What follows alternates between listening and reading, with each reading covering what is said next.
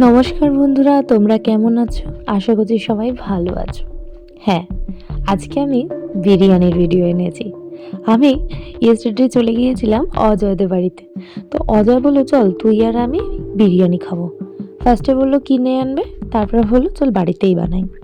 তারপর যেমন কথা তেমন কাজ, ভাতটাকে সেদ্ধ করে নিল আর চিকেন কষা অলরেডি কড়াই ছিল। তো যাই হোক, ভাতটা সেদ্ধ করে নেওয়ার পর আমাদের মনে হলো যে একটু ভিডিও করা যাক।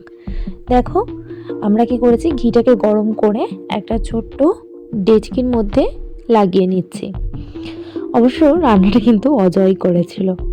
তারপর কি করলাম, ওর মধ্যে একটু চিকেনের গ্রেভি আর একটু চিকেন দিয়ে দিলাম। চিকেনটা দিয়ে দেওয়ার পর আমরা পেঁয়াজটাকে বেরেস্তা করে রেখেছিলাম, সেই বেরেস্তাটা কিন্তু ওই গ্রেভির ওপর দিয়ে ছড়িয়ে দিলাম। এরপর কি করলাম, সামান্য টক দই নিয়ে ওই ঝোলটার ওপরে হালকা হালকা করে দিলাম।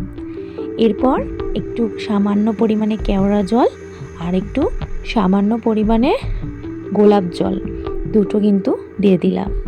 আর দিলাম সামান্য টেক্কা মিঠা আতর। এরপর বাড়িতে বানানো আমাদের বিরিয়ানি মশলা ছিল, সেই মশলাটা নিয়ে ওই মিক্সচারের উপরে ভালো করে ছড়িয়ে দিলাম। ছড়িয়ে দেওয়ার পর দেখতে কিন্তু দারুণ লাগছে।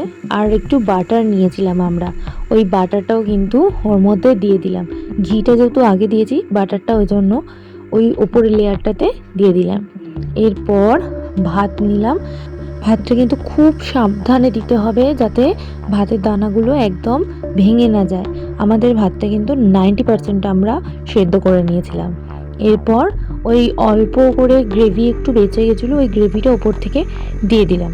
গ্রেভিটা দেওয়ার পর সেমভাবে আমরা কি করব, ওপর থেকে একটু পেঁয়াজের বেরেস্তাটা দিয়ে দিলাম।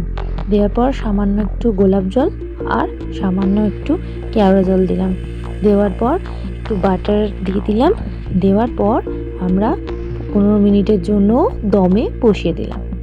আর 10 মিনিট পর আমার বিরিয়ানি কিন্তু দারুণ রেডি হয়ে গেছে।